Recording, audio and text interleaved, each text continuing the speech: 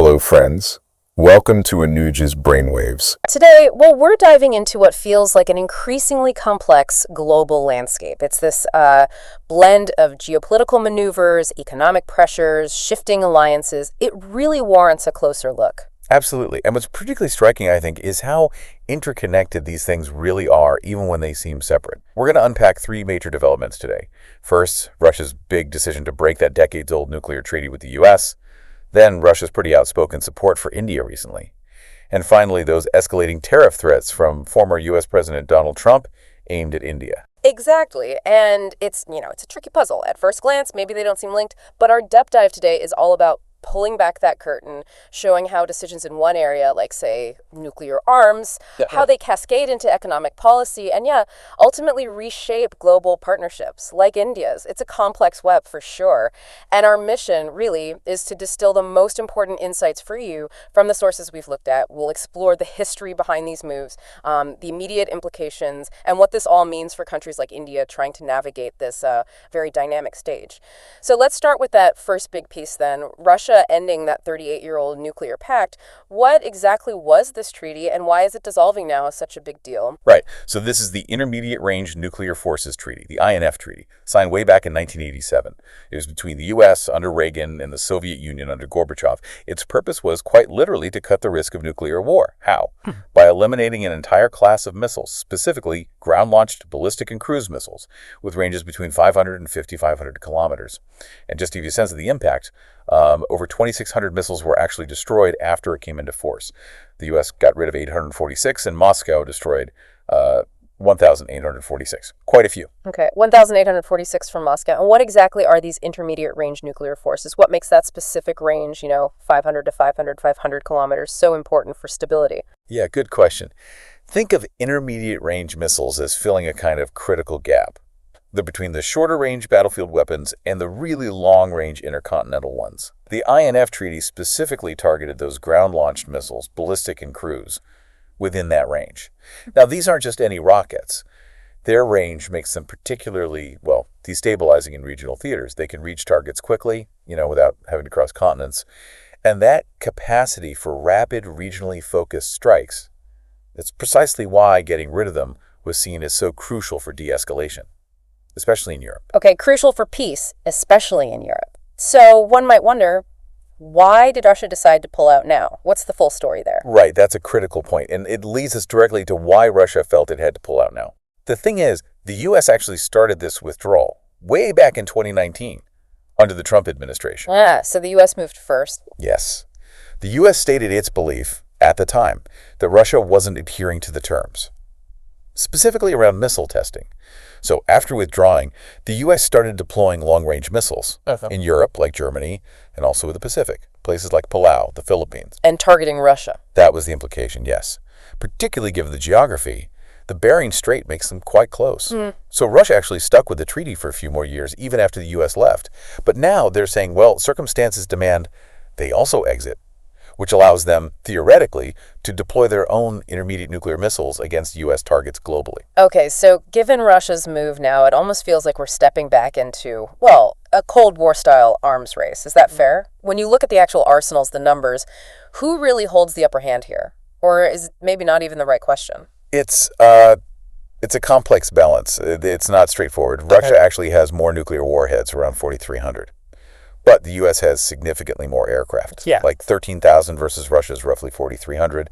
Russia leads in tanks. Naval fleets, they're roughly equivalent. So no clear advantage. Exactly. The critical insight here isn't about who wins in numbers. While the INF Treaty collapse removes a layer of control, that fundamental principle of mutually assured destruction, MAD, the catastrophic end result, that still pretty much anchors both sides in a stalemate. The real shift isn't maybe an immediate arms race, but more like a new era of strategic uncertainty. The rules of engagement are just far less defined now, and that potentially increases the risk of miscalculation. Right, uncertainty and risk. Okay, let's shift gears a bit. Moving from nuclear treaties to, economic warfare, we've seen former President Trump issuing fresh threats of tariffs against India. What's driving this, and how's India responding? Well, Trump's recent threats. There was that statement to CNBC about possibly increasing tariffs on India in the next 24 hours. It seems to be a direct response to India, making it very clear that it sees itself as a sovereign nation, with, quote, full rights to protect its interests. Before that, he'd announced a potential 25% tariff plus penalties with an August 7th deadline, which was interestingly linked to an August 8th deadline for China and Russia. And what's particularly, compelling in the analysis we looked at is this parallel drawn between Trump's actions and this idea of neocolonialism. That's a pretty loaded term. What does it actually mean in this context? Yeah, it is loaded. And it's important to understand the distinction being made.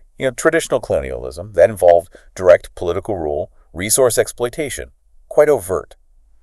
Neocolonialism, as the analysis describes it here, suggests something different. It's a scenario where a powerful nation like the U.S., perhaps, might not rule directly, but still exerts significant influence over another country's economy, its politics, its foreign relations, to the point, potentially, of dictating who it can trade with or where it buys resources from. So the argument is, if the U.S. can dictate India's trade partners. Exactly. Then the argument goes, it's effectively treating India like an economic colony, undermining its actual sovereignty. Okay. And based on past patterns, what can we realistically expect from these kinds of tariff threats, especially given Trump's track record? Well, history does offer some clues, as our sources point out. Trump's conflicts, these tariff disputes, they often don't seem to last that long. Previous threats against other nations eventually de-escalated. The analysis suggests Trump's current pressure on India is likely a 1.5-month kind of effort. The prediction is it'll probably fizzle out. Like with China. His past actions with China are cited as a key example, imposing tariffs, then stopping or modifying them. So the key insight from the source isn't just that the threats might fizzle out. It's that this pattern suggests his tariff strategy is often more about political signaling than maybe sustained economic warfare. Okay. Signaling. Which means countries like India, especially if they have a resilient market and show resolve, they can often sort of ride out these short-term storms, which diminishes the practical impact of the threats over time. And the sources note India's market has shown resilience this time, unlike some previous instances. Interesting. Okay, so amidst all these tensions, Russia has publicly backed India. What exactly did Russia say, and how does that fit into this broader picture of alliances and counterpressures? Yeah, Russia was quite explicit. They stated that, quote, India as a sovereign nation has every right to protect its security and interests, which is, direct support. And it contrasts very sharply with Trump's aggressive stance. It sends a clear signal about alternative partnerships in a world that's arguably becoming more multipolar. And what's really eye-opening here is how this whole narrative, economic pressure, sanctions, how it's being challenged, even by some maybe unlikely sources. How are we seeing that potential hypocrisy exposed? That really brings us to a crucial question raised in the material. Is the U.S. truly practicing what it preaches? Especially regarding sanctions on Russia. The material highlights a Twitter community note reportedly added by Elon Musk himself under tweets from Trump and also Lindsey Graham. Graham had suggested I think it was a 500% tariff on India. Right, and this community note apparently pointed out that the U.S. is still importing significant goods from Russia, including $1.3 billion in fertilizers and $800 million in enriched uranium. Still, even with all the sanctions talk. Apparently so, according to this note. And it wasn't just the U.S. The European Union was also noted to have imported something like $23 billion in Russian LNG in 2024, and another $1.5 billion year-to-date in 2025. So this information, the source argues, demonstrates a pretty significant double standard, or duplicity, as they put it, which, arguably weakens the U.S.'s moral high ground and challenges the effectiveness of its whole sanctions strategy. Right, that duplicity angle is potent.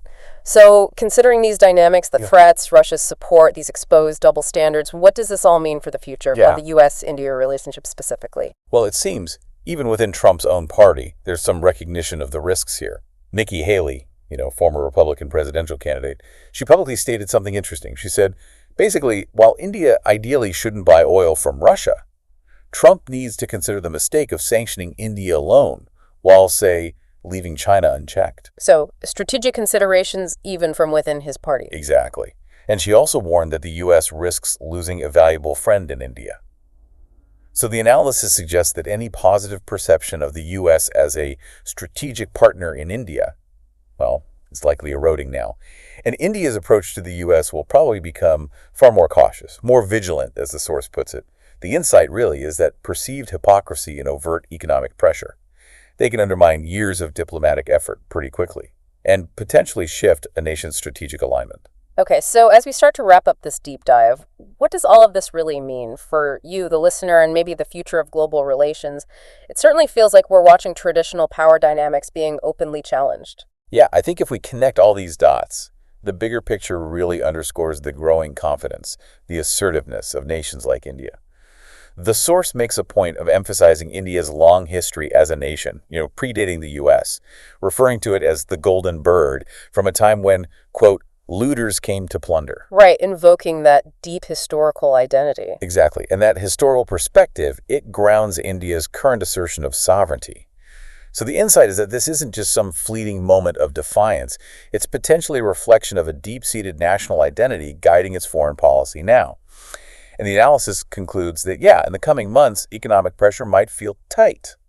But India's policies will likely be far less susceptible to deep U.S. influence than perhaps in previous eras. This whole discussion really does seem to emphasize the fundamental importance of independence for nations in this new global landscape. So what's the core takeaway? How can countries really navigate these pressures and assert their sovereignty effectively? Well, this perspective kind of invites us to think. How do nations truly stay sovereign in a world that's so interconnected?